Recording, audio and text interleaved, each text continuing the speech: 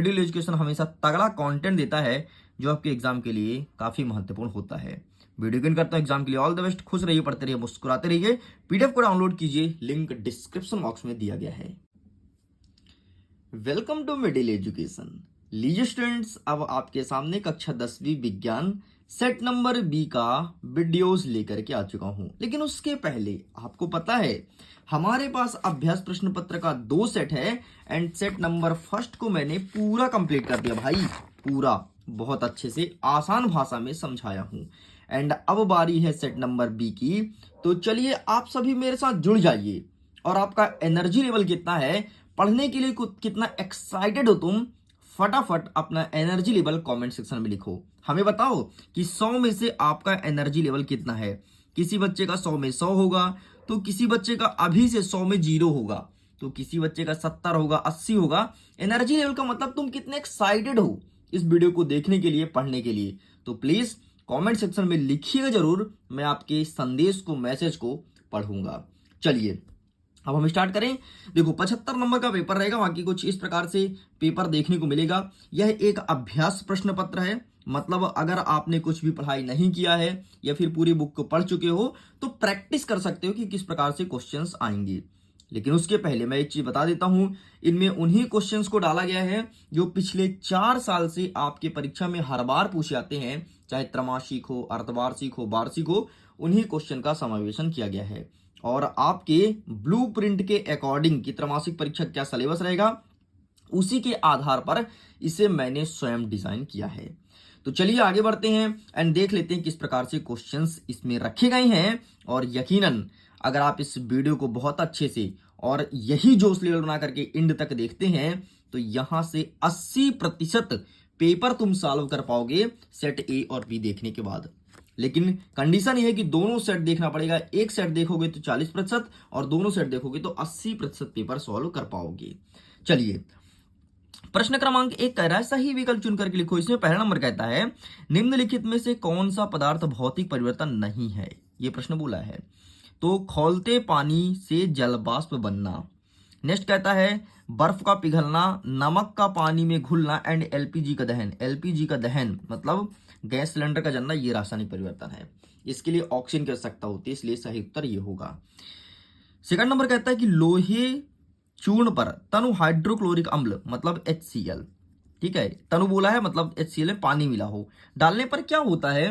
तो सिंपल सा hydrogen gas और आयरन क्लोराइड बनता है। तो इसका सही आंसर पहला नंबर हो जाएगा। नेक्स्ट, अम्ल का पीएच मान कितना होता है भाई, 7 से कम होता है अम्ल का पीएच मान, क्षार का 7 से अधिक, और 7 हो तो उदासीन। इसके लिए आपको पता है 1 शॉर्ट वीडियो बनाया हूं, 1 शॉर्ट वीडियो ऑलरेडी अपलोड है। पार्ट 2 अम्ल, क्षार और लवण, उसको जाकर के देख लो। पार्ट 2 से जितने भी क्वेश्चन है ना सब तुम कर जाओगे। लिंक मैं डिस्क्रिप्शन बॉक्स में दे दूंगा 1 शॉर्ट वीडियो का, इसको जरूर देखना। बहुत मेहनत किया हूं और आसान भाषा में अच्छे समझाया हूं। चौथा नंबर कहता है कि कोई विलयन लाल लिटमस को नीला कर देती है, इसका पीएच मान क्या होगा। जब कोई विलयन लाल को नीला कर दे तो पीएच मान क्या होगा, तो इसका पीएच मान 10 होगा। लाल को नीला करती है, लाल को नीला मतलब ये क्षार है और क्षार का पीएच मान 7 से अधिक होता है तो 10 होगा, ठीक है। अच्छा, और जो अम्ल होता है वो नीला को लाल करती है, इस चीज को ध्यान रखना। एक ट्रिक याद रखना, क्या, अनिल, एक नाम याद रखना अनिल। अम्ल नीला लिटमस पेपर को लाल कर देता है, बस इतना याद रखो। नेक्स्ट कहता है 5वां नंबर, भोजन नली के किस भाग में भोजन का पूर्ण पाचन होता है। तो भोजन नली के किस भाग में भोजन का पूर्ण पाचन होता है, तो क्षुद्रांत में होता है। नेक्स्ट, पादप में एंजाइम उत्तरदायी है। तो एंजाइम काम है पानी को ले जाना, पानी को पेड़ पौधे के सभी अंगों तक पहुंचाना, ये एंजाइम का काम है। ये सॉरी जाइलम का काम है, हद रे, एंजाइम बोल रहा हूं, जाइलम काम है, xylem, sorry, I am really so sorry, xylem का काम है, ठीक है। और पौधे में तो 2 ही चीज होता है ना, एक जाइलम दूसरा फ्लोयम। बाहर दिमाग कभी कभी कुछ का कुछ निकल जाता है यार। नेक्स्ट प्रश्न क्रमांक 2 कहता है खाली स्थान भरिए। पहला नंबर कहता है वे अभिक्रिया जिसमें अभिकारकों के बीच आयनों का आदान प्रदान होता है उसे क्या कहते हैं, उसे कहते हैं डबल डिस्प्लेसमेंट मतलब द्विविस्थापन, द्विविस्थापन अभिक्रिया। नेक्स्ट कहता है धात्विक ऑक्साइड प्रायः क्या होते हैं, जितने भी धात्विक ऑक्साइड होते हैं प्रायः क्षारीय होते हैं, तो क्षारीय ये लिखना है।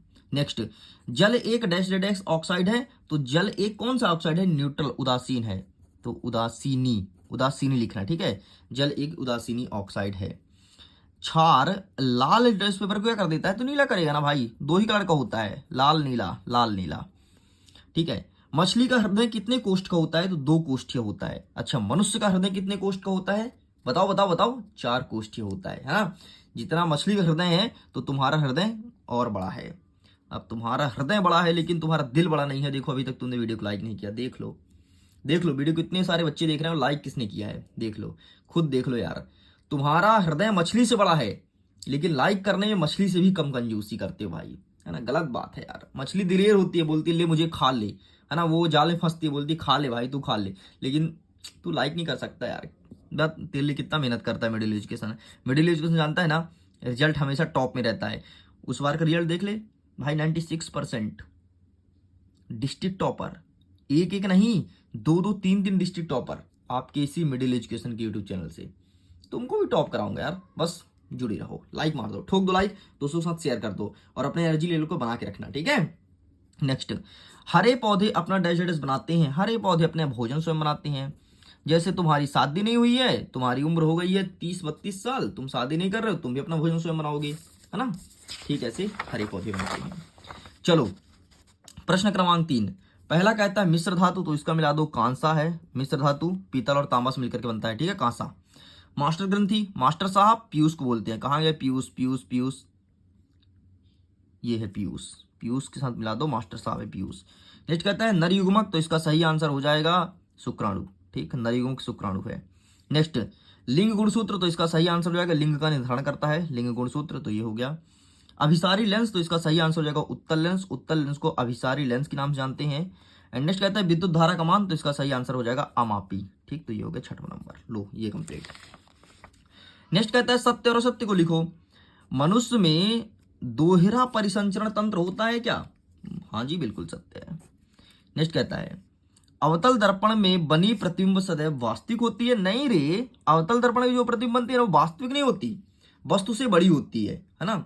और इसका काम ना दाढ़ी बनाने के लिए करते हैं, क्योंकि दाढ़ी जो छोटे छोटे होते हैं बड़े बड़े दिखते हैं अवतल दर्पण पे। और जब तुम कभी अपना शकल देखोगे ना अवतल दर्पण पे, तो अरे बाप रे, तुम्हारा इतना छोटा शकल इतना बड़ा दिखेगा, बड़ा नारियल की तरह, ठीक। लेंस की क्षमता को डायरेक्टर से मापते हैं, हाँ जी सही सही है।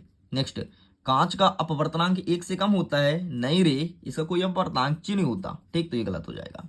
नेक्स्ट, निकट की वस्तुओं को ठीक से नहीं देख पाना निकट दृष्टि दोष कहलाता है, नहीं रे, इसे कहते हैं दूरदृष्टि दोष, है ना। नेक्स्ट, मनुष्य अपना भोजन स्वयं पकाता है इसलिए उत्पादक है, नहीं, मनुष्य उत्पादक थोड़ी ना है, मनुष्य तो सारा राक्षस है, सर्वहारी में आता है यार। पहला उत्पादक हो गया, जैसे हरे पेड़ पौधे हो गए, टिड्डे। उत्पादक ये नहीं कहलाता जो अपना भोजन स्वयं बनाए, उत्पादक उसे कहते हैं जो मिट्टी से उत्पादन हो भाई, उसे कहते हैं उत्पादक, ठीक, तो ये आपको लिखना है। प्रश्न क्रमांक 5 कह रहा है एक वाक्य में उत्तर दीजिए। फ्रिज तथा अग्निशमन में उपयोगी कार्बन का नाम बताओ, तो CFC, क्लोरोफ्लोरोकार्बन, इसका यूज होता है फ्रिज में। आपको पता है बहुत हानिकारक होता है, ओजोन परत को यही होल कर रहा है ना। नेक्स्ट, पौधे अपना भोजन किस प्रक्रिया द्वारा बनाते हैं, प्रकाश संश्लेषण, इंग्लिश में कहते हैं फोटोसिंथेसिस, है ना। क्या सड़ा सा प्रश्न पूछता है यार। नेक्स्ट, नेत्र के किस भाग पर वस्तुओं के प्रतिबिंब बनते हैं, तो रेटिना पर बनता है। जो कुछ तुम देख रहे हो रेटिना की सहायता से देख रहे हो। अगर तुम्हारे आंख का रेटिना निकाल दो ना, तो तुम बोलोगे अरे बाप रे कुछ नहीं दिख रहा, यहाँ तो सब अंधला मंधला दिख रहा है ना।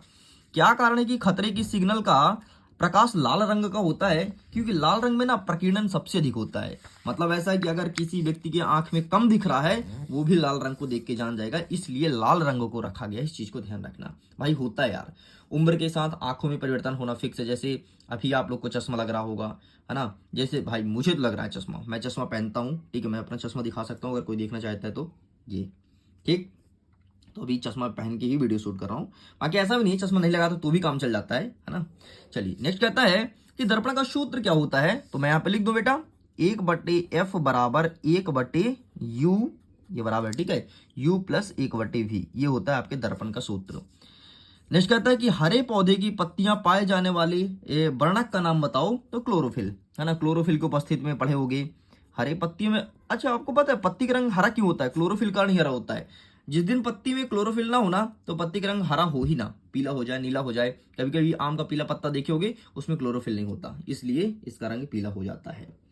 चलिए, तो यहां तक हमने कंप्लीट कर दिया। आगे बढ़ते हैं प्रश्न क्रमांक 6। छठवां नंबर कहता है निकट दृष्टि दोष किसे कहते हैं, इसे उत्पन्न होने के कारण तथा निवारण बताना है। तो आइए मैं आपको दिखाता हूं निकट दृष्टि दोष। ये लिखा है, जब निकट की वस्तु स्पष्ट रूप से दिखाई देती है किंतु दूर की वस्तु स्पष्ट दिखाई नहीं देती, इसे निकट दृष्टि दोष कहते हैं। ठीक है, ये देखो यहां पर क्या लिखा था, निकट की वस्तु ठीक से नहीं देख पाना, नहीं, गलत है। निकट की वस्तु ठीक दिखाई दे और दूर की नहीं, उसे कहते हैं निकट दृष्टि दोष। यहां पर आपने देख लिया, ठीक, ये है निकट दृष्टि दोष। चलिए नेक्स्ट क्या कहता है इसके अथवा में, दूर दृष्टि दोष किसे कहते हैं, तो ये रहा दूर दृष्टि दोष। जब दूर की वस्तु स्पष्ट, अरे देखो यार नाम क्या लिखा है, दूर दृष्टि दोष, तो दूर की वस्तु स्पष्ट दिखाई दे, है ना। आपको पता है दूर दृष्टि दोष होता है जब आपकी एज 45-50 हो जाएगी तो आपको दूर दृष्टि दोष होगा, लेकिन अभी के जो छोटे बच्चे होते हैं उनको होता है निकट दृष्टि दोष। ठीक, तो जब दूर की वस्तु स्पष्ट दिखाई नहीं देती है और पास की वस्तु तो बढ़िया दिखाई देती है, उसे कहते हैं निकट दृष्टि दोष। चलो भाई ये भी, अच्छा, जिसको दूर और पास दोनों को ना दिखाई दे उसे कहते हैं जरा दृष्टि दोष, और ये बुढ़ापा में होता है। नेक्स्ट 7वां नंबर, प्रकाश का प्रकीर्णन किसे कहते हैं, प्रकाश का प्रकीर्णन क्या है, तो इसको भी दिखा देता हूं। ये है, वायु की उपस्थिति, धुआं एवं धूल के कण के कारण प्रकाश के विभिन्न रंग वायुमंडल में बिखर जाते हैं, इस घटना को ही प्रकाश का प्रकीर्णन कहते हैं, है ना। किसके कारण, धूल और धुआं के कण के कारण वायुमंडल में बिखर जाना, मतलब छिटक जाना, इसे कहते हैं प्रकाश का प्रकीर्णन, और इसी के कारण आकाश का रंग हमें नीला दिखाई देता है। वर्ण विक्षेपण किसे कहते हैं, समझाइए। तो आइए इसे भी देखते हैं। वर्ण विक्षेपण ये रहा, वह प्रकाशीय घटना जिसके अंतर्गत प्रकाश के विभिन्न अवयवी रंगों के विभिन्न विचलन कोण होने के कारण श्वेत प्रकाश विभिन्न अवयवी रंगों में विभक्त हो जाता है, इसे कहते हैं वर्ण विक्षेपण। चलो, आकाश का रंग नीला क्यों दिखाई देता है, तो प्रकाश का प्रकीर्णन के कारण। ठीक है, अब इसको मैंने दिखाऊंगा। सूर्योदय और सूर्यास्त के समय सूर्य रक्तभ क्यों प्रतीत होता है, मतलब तुम कभी देखे होगे जब जब सूर्योदय और सूर्य अस्त होता है, मतलब सूर्य निकलता है और डूबता है, तो आपको सूर्य एकदम लाल लाल लगता है, आग लग गया सूरज में, है ना। तो रक्तभ क्यों दिखाई देता है, इसका आंसर आप हमें देंगे कमेंट सेक्शन में। यह आपके लिए एक गृह कार्य है। चलिए प्रश्न क्रमांक 9 का देख लेते हैं, मानव नेत्र का नामांकित चित्र। ये देख लेते हैं, फिर करते हैं अभी वीडियो को पॉज। ठीक, तो ये देख लो चित्र। इस प्रकार से स्टूडेंट प्रश्न क्रमांक 9 तक हमने अच्छे से कवर कर दिया। जल्दी मिलेंगे एक नेक्स्ट पार्ट के वीडियो में जिसमें 9 के अथवा के और आगे क्वेश्चंस को कवर करूंगा। मैं उम्मीद करता हूँ वीडियो काफी पसंद आया होगा। वीडियो पसंद आया हो तो वीडियो को लाइक करिए, अपने दोस्तों के साथ शेयर जरूर कीजिएगा। पहली बार चैनल को सब्सक्राइब करके रखना। मिडिल एजुकेशन हमेशा तगड़ा कंटेंट देता है जो आपके एग्जाम के लिए काफी महत्वपूर्ण होता है। वीडियो गेन करता हूं एग्जाम के लिए। All the best. खुश रहिए, पढ़ते रहिए, मुस्कुराते रहिए। पीडीएफ को डाउनलोड कीजिए, लिंक डिस्क्रिप्शन बॉक्स में दिया गया है।